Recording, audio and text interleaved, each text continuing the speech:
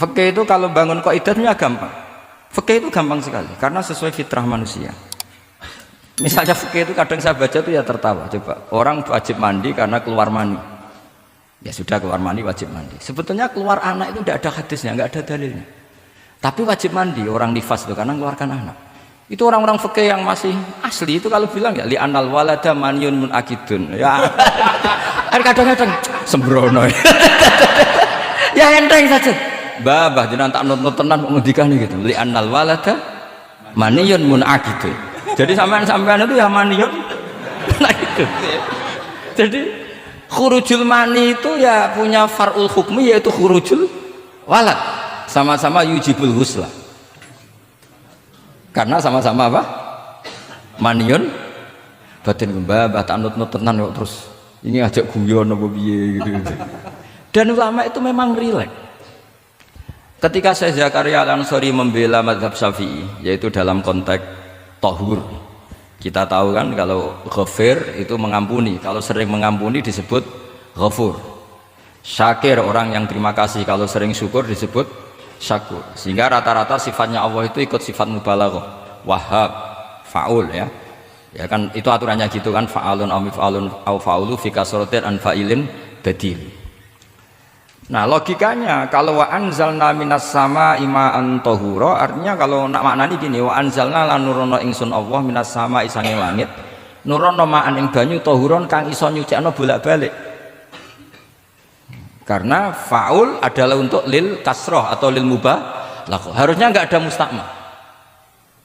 Maka saya sering kadang balelo nggak ada mustakmalan karena wazannya faulan tahuron.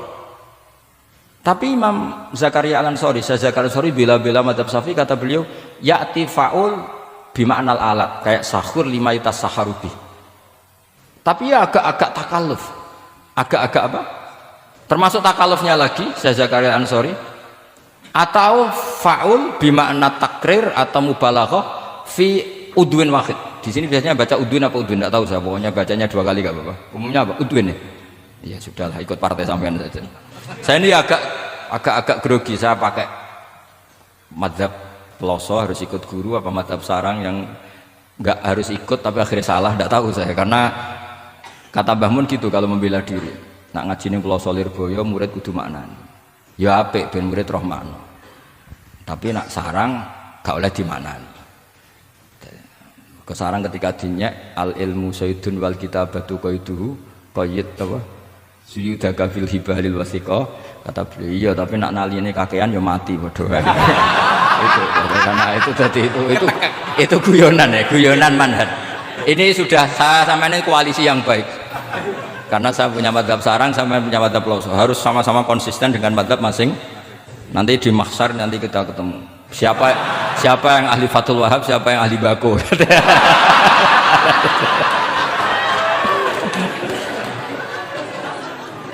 Nah, pikirannya Fathul Wahab kalau sampean khatam betul itu untuk takrir tapi fi udwin wahid, yaitu air yang sudah mensucikan ini misalnya masih bisa mensucikan ini, yang bisa mensucikan asal masih fi udwin wahid. Ya sudah, di situ saja takrirnya atau mubalaghahnya di situ, bukan ke anggota yang lain. Oke, itu meskipun agak, tapi Imam Malik dan semua ulama hampir mengatakan tohur itu ya tetap di kasrotil istimal, artinya ya sudah bisa takrirut tathir. Tapi yang bilang tathir digugat lagi, digugatnya gini, tohur itu mubalaghah dari tohir bukan dari mutohir.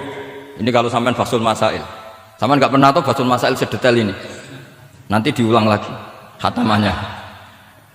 Tohur itu bukan mubalaghah dari tohir tapi dari mutohir. Padahal bahasan kita tentang tathir bukan tentang tuhur. Sampean mikir apa?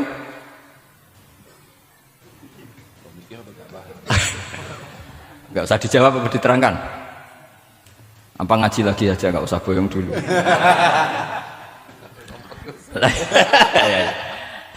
Nah, kemudian akhirnya ulama mulai mikir bahwa lama nalit tohiriyah ilah dengan fungsi tohuriyah, tidak ada gunanya disestatuskan suci kemudian tidak berakibat mensucikan, karena ini air masih murni, ma'un mutlaq. Kecuali kayak teh kopi berstatus suci tapi tidak mensucikan. Tentu ma'an tohuro di konteks itu adalah tohir mutohir, karena contohnya air mutlak bukan kopi. Berarti meskipun tohur itu dari mubalaghah tohir tapi maknanya mutohir, itu perdebatan. Akhirnya apa? Orang itu menjadi cerdas, terutama di era Ibnu Hajar Al-Haytami, karena beliau ahli fikir. Beliau itu cerdasnya Masya Allah. Tapi apapun itu, beliau tetap manusia. Kecerdasannya kadang berlebihan dalam aturan yang dipatok mazhab Syafi'i, termasuk mensyaratkan Jumatan harus orang 40. Sekarang pertanyaannya gini, sama tak beri pertanyaan, harus bisa jawab. Meskipun salah, nggak apa-apa. Saya butuh jawaban, nggak butuh benar. Karena sudah tahu, mesti agak salah itu, nggak apa-apa. Ketika ada satu kampung yang orangnya tidak sampai 40 dan mereka ingin Jumatan, menurut kamu itu harus Jumatan? Apa boleh Jumatan? Apa harus duhur?